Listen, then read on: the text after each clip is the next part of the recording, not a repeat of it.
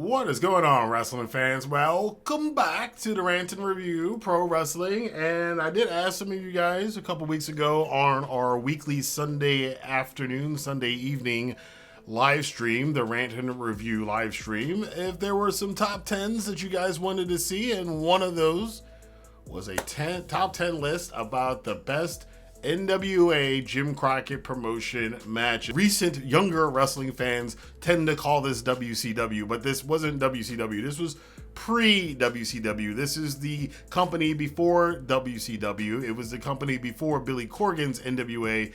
This was Jim Crockett Promotions, who waved the flag of the National Wrestling Alliance throughout most of the 80s, and they were the biggest competition to Vince McMahon's WWF at the time. In fact, those two promotions were the two biggest promotions for the bulk of the 80s until Jim Crockett Promotions unfortunately went out of business. Even though they were still selling out arenas all in their territory, they just overspent and had to sell to Crockett, to Turner, I should say, which then created World Championship Wrestling out of the name of the Saturday Night TV show. So there's a bit of history for you younger wrestling fans who don't know that history about WCW.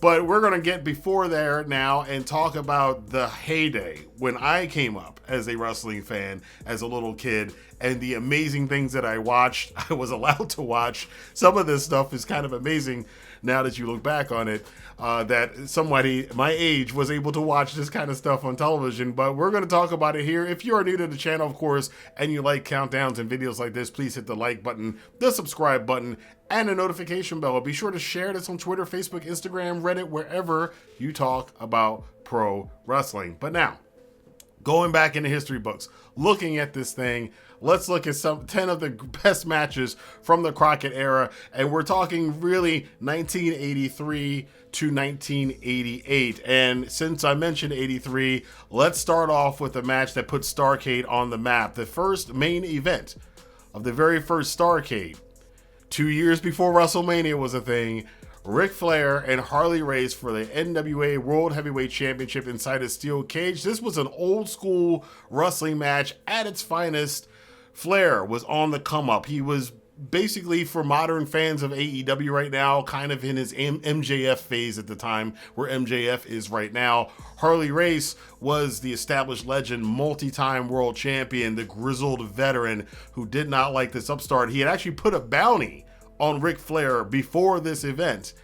And the main event, even though for you younger wrestling fans, it's going to be a slower match, even at the time when I first saw this, this match came out a couple years before I got into wrestling, but I was able, because of video stores back in the day, that's a crazy thing, video stores able to rent the Best of Starrcade VHS tape. I was about to say DVD. It was a VHS tape, and I got to watch the full match. It's a 30-plus minute match, but it is definitely the definition of slow burn, but it's like a good meal. By the end of it, you feel completely filled from watching this match. It's the best way I can describe it. It is a classic, ending with Ric Flair hitting the crossbody and getting the 1-2-3 to win the NWA World Championship and to set off the basically passing of the torch from Harley Race to Ric Flair's era as the NWA champion, or as he would come to call it, being the man.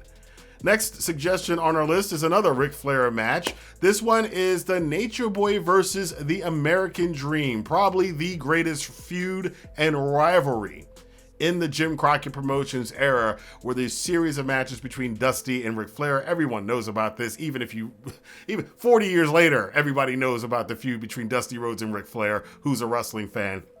And even some people who aren't wrestling fans still remember this stuff. That's how popular it was.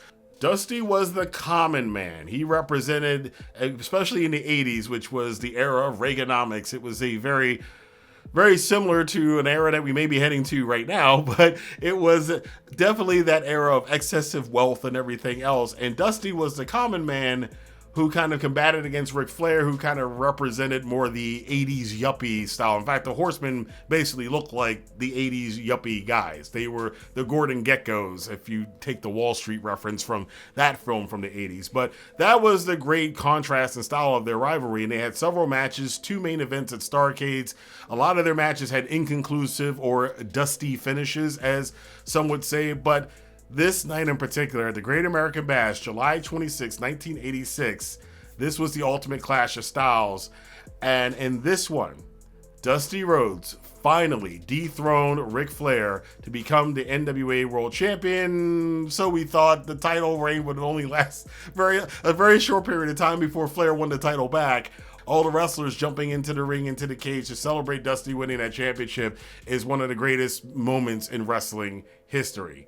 Next up, we have a feud, not particularly a match, but a bunch of matches. You can probably pick all of them except for the Starrcade 87 one, the Midnight Express and the Rock and Roll Express, one of the most legendary tag team rivalries in the entire history of the business. The Rock and Roll Express, the Midnight Express, perfect foils against each other. Ricky and Robert against Bobby Eaton, Dennis Condrey, and you have to throw in the guy with the tennis racket in there as well. Big Bubba Rogers also played into a lot of their matches. But these two teams have such fantastic chemistry. You can watch, again, any of their matches from that era. And then later, when Sweet Stan Lane replaced Dennis Condrey as the second part of the Midnight Express tag team, the matches got even better, in my opinion. And that really set the tone for what tag team wrestling would be throughout most of the 90s. A lot of other tag team rivalries were pretty good at the time. We had the British Bulldogs and the Hart Foundation in other places. You had the Fabulous Ones and their feuds over in AWA and other places. But for my money, and since this is a Jim Crockett Promotions NWA list, the best tag team rivalry of that era, of that golden era of the NWA, was the Rock and Roll Express and the Midnight Express. Speaking of the Midnight Express, however, there was another rival that they had in the NWA Crockett era, and some of their most brutal battles came against the Road Warriors. And on a particular, a match that you just have to see because it is a spectacle in itself. You only really need to see it one time. Once you've seen one, you've seen them all. But this was the first one as far as NWA was concerned. There have been scaffold matches before, but this Skywalker match. In fact, Starrcade 86, the subtitle was The Night of the Skywalkers, highlighted by this match, which wasn't even the main event of the show, but it was a scaffold match. Great promos leading into this match with the Road Warriors throwing the pumpkin off the top of the scaffold, leading up to the match to show what could possibly happen. Fans at the time thought somebody was going to die in this match, that the Road Warriors were going to kill the Midnight Express and throw them off the top of the scaffold and have them land on their heads on the concrete floor. Fortunately, that didn't happen, although Road Warrior Hulk does, at several times during this match, really play with holding on to the scaffold by one hand, and if he slipped or he was too sweaty, go into it knowing that nobody does die in this match. They all get out safely, well, except for the guy with the tennis racket, because this is the famous match where he falls from beneath the scaffold. Big Bubba Rogers was supposed to catch him, didn't, and Cornette winds up tearing his ACL. Next up on the list, we're going to spin over to 1987, and this is a match that's not heralded by a lot of people, but if you ever doubted how good Barry Windham was, this match will make you a believer. April 11th, 1987, right here in my hometown of Baltimore, Maryland. I unfortunately was not able to go to the show. This is one of the few Baltimore shows I did not attend, but it was at the 1987 Crockett Cup. It was a tag team tournament, a 2-day tag team tournament, and the main event of the second night was the World Heavyweight Championship match between Ric Flair and Barry Windham. Windham pushed Flair to the limit in a near 50-minute classic. Now, this match came out the same year as Steamboat and Savage, which is far more well-known from the best matches of 1987, but this match between Windham and Flair was the NWA's kind of answer to that, and it has the same kind of atmosphere and vibe. There's not a lot of great video footage of this. You can find parts of this match on YouTube, but you will see this is a great match. Ric Flair bumping his butt off. Barry Windham, a young up-and-coming wrestler at the time. A lot of people thought he was going to win a championship. Of course, you thought he won the championship at some point in this match. But this is one that's this is a hidden gem for a lot of modern wrestling fans that might not have heard of this match. So if you can check this out, watch Barry Windham and Ric Flair from the Crockett Cup 1987. Ric Flair is going to dominate this list, obviously, because he's obviously one of the greatest wrestlers of all time. In the 80s was his time frame. Starrcade 87, despite the fact that it was kind of the beginning of the end of Jim Crockett Promotions because of the whole thing between Survivor Series being on the same night and Vince doing the pay-per-view thing to get people who are in the pay-per-view companies not to carry Starrcade 87 or they wouldn't get WrestleMania 4 and all that craziness. All that aside, the main event between Hands of Stone Ronnie Garvin, the then NWA World Champion, against then challenger Ric Flair in Chicago in a steel cage is a classic match, and it's a classic for several reasons. It was Flair's 5th World Championship win. Flair had lost the title 2 months earlier in a very interesting storyline where Flair had beaten Jimmy Garvin, kayfabe Ronnie Garvin's brother, not really, and at the Great American Bash. By winning that match, Flair won a date. This is the 80s, remember, a date with Jimmy Garvin's main squeeze and his manager Precious. During the date, Ronnie Garvin, who liked to do this, again, this is well before what's going on these days, but Ronnie Garvin, dressed in drag, pretended to be Precious, winds up knocking out Ric Flair in his underwear and beating the crap out of James J. Dillon, and thus setting up the match between Garvin and Flair in September. I believe that was in Detroit. Ronnie Garvin, in a cage match at that time, won the World Championship. Now, while Garvin obviously is not considered, and never would be considered, one of the greatest NWA champions of all time, the point of this match was basically to get somebody for Flair to win his title back at Starrcade 87. Barry Windham probably would have been a better choice, but Garvin was the choice here for various reasons we won't get into right now. But Ronnie Garvin, after shocking the world when he beat Ric Flair, Flair got his revenge at Starrcade 87. This wasn't just a wrestling match, it was a fight. Hard chops, stiff punches, and brutal submissions. In fact, I will go on record as saying, I don't hear a lot of other people ever saying this, but I think this match was the first time a lot of us here in the West saw strong style. This is a very strong style match to today's modern wrestling fans who's seen a lot of Japanese wrestling now. You'll watch this match, you'll probably like this match. It is a strong style match in 1987, which is almost unheard of. But definitely check out Ric Flair and Ronnie Garvin, the main event of Starrcade 87.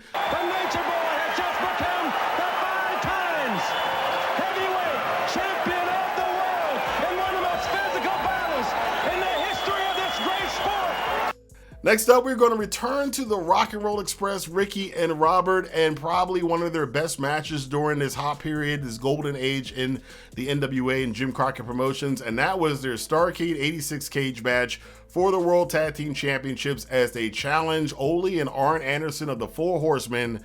I think many wrestlers have said this. I agree with this sentiment.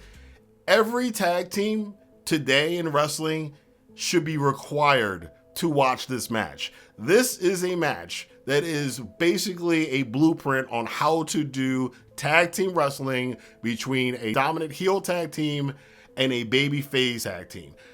Ricky Morton selling in this match is legendary. The hot tag in this match is legendary. Arn Anderson's spine busters are legendary.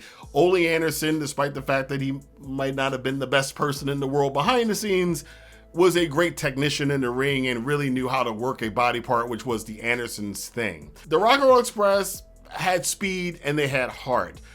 These two teams delivered in this hard-hitting classic cage match for the tag titles. Technical, brutal, but a perfect showcase of why tag team wrestling was so great in Crockett during the 80s. The next match on the list is probably one you guys have been waiting for. It is the first ever War Games match, before Blood and Guts, before WWE's version of it, before MLW's version of it. The original War Games match, 2 rings, side by side, wrapped in a steel cage, promoted with this amazingly fantastic commercial that they had in the 80s that made you really wonder what the hell this thing was, because they didn't show the cage, they kind of showed glimpses of it in commercials leading up to the match. But on July the 4th, yes, the 4th of July, America's birthday in 1987, in front of a packed house in the Omni in Atlanta, one of the cornerstone arenas for the NWA Crockett area, Dusty Rhodes, who created the match, had this as the ultimate battle between the Horsemen and Dusty and his friends. 2 rings, 1 giant steel cage, and absolute chaos. The Four Horsemen at this time, Ric Flair, Arn Anderson, Tully Blanchard, Lex Luger, and James J. Dillon took on Dusty Rhodes, Nikita Koloff, the Road Warriors, and Precious Paul Ellering in one of the most violent and intense matches of the era. If you've never seen an original War Games match, and you don't understand how 80s wrestling was, you can check this out. And I watched it a few years ago.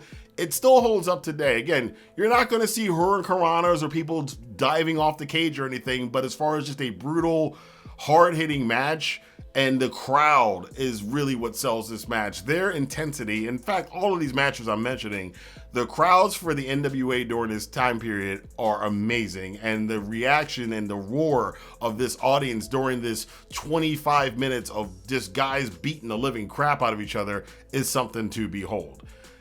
The next match is from the earlier days, once the NWA started to do kind of national expansion, and this is back in 1983, and we're going back again to the first ever Starrcade 83, the infamous dog collar match between Roddy Piper and Greg Valentine. This is one of the most brutal matches in history. There are a few matches that are going to beat this all time. And Piper, who was a face in this match against Valentine, funny enough, a couple years later, they both be in the WWF. Vince would scoop them up. But here they were tied together by a steel chain. Piper and Valentine beat each other senseless, bloodied, bruised. Valentine, and I've never seen this in a match since, wrapped the chain around his fist and started going after Roddy Piper's ear. And Piper was bleeding from the ear.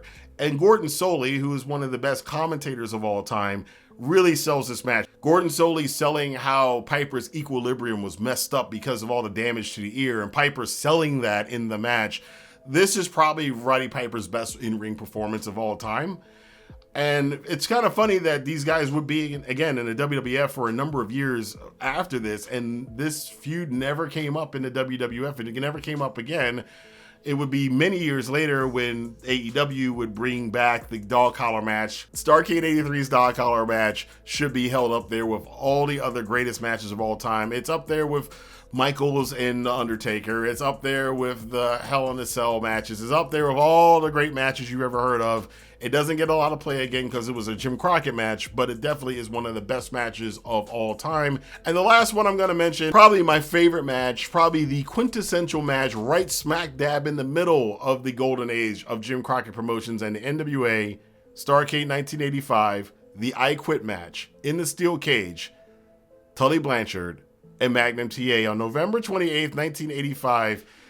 Basically take everything I said about Flair and Harley Race's match from earlier, the R&R Express and the Andersons from earlier, Valentine and Piper from earlier, the War Games match from earlier, because there are a lot of cage matches in Crockett. Smash that all together, add some personal intensity, add trying to stab each other's eyes out with a wooden chair to get the other ones to say I quit. Magnum and Tully had built this rivalry over the latter course of 1985 with so much heat, so much intensity. People were rabid to see this. People hated Tully Blanchard and Baby Doll. People loved Magnum TA. This would have been Magnum TA's launching point onto him later on, a year later, winning the NWA World Championship, as seemed to be the plan. They were going to run with Magnum. Unfortunately, of course, we all know the car accident. We never know how big a star he could have been, but the Crockett's and Dusty realized what star power Magnum TA had. He looked like Magnum PI. He was one of those guys that fit his era. He definitely fit that era in the 80s for that kind. He looked like a hero from the 80s. And they were going to run with him for the rest of the decade, you would have thought. And again, like I said, he unfortunately had his career ended less than a year after this. But this was probably Magnum TA's best match in the NWA. This is one of the best matches of this era. Him and Tully Blanchard. If you haven't seen this match yet, I've talked about this match several times. A lot of people still talk about this match. This is one of those NWA matches that, even though it's not part of the WWE history, even the WWE establishes it one of the best of all time. If you like things today, like what you saw between Swerve Strickland and Hangman Page, what you've seen recently between Drew McIntyre and CM Punk, both of those rivalries are trying to hold a candle to Magnum TA and Tully Blanchard from Starrcade 85 in the I Quit cage match. Like I said, do yourself a favor, watch it right now after you finish this video. But before you do that, hit that like button if you enjoyed this list. And if you have some matches from the Crockett era that weren't on this list that you think should be watched by wrestling fans, Feel free to type it in the comment box below. What were your favorite matches from the golden era of Jim Crockett Promotions from 1983 to 1988? Again, I want to hear what you guys think. There's plenty of matches that you could put on there. There's other matches that I didn't even include on here. There was an hour-long draw between the Midnight Express and the Fantastics in 1988. That was a great classic match. There's tons of other great matches from the NWA and during this era. And until next time, I will see you guys here for more news, rumors, and countdowns right here on the Rant and Review Pro Wrestling. Have a good day.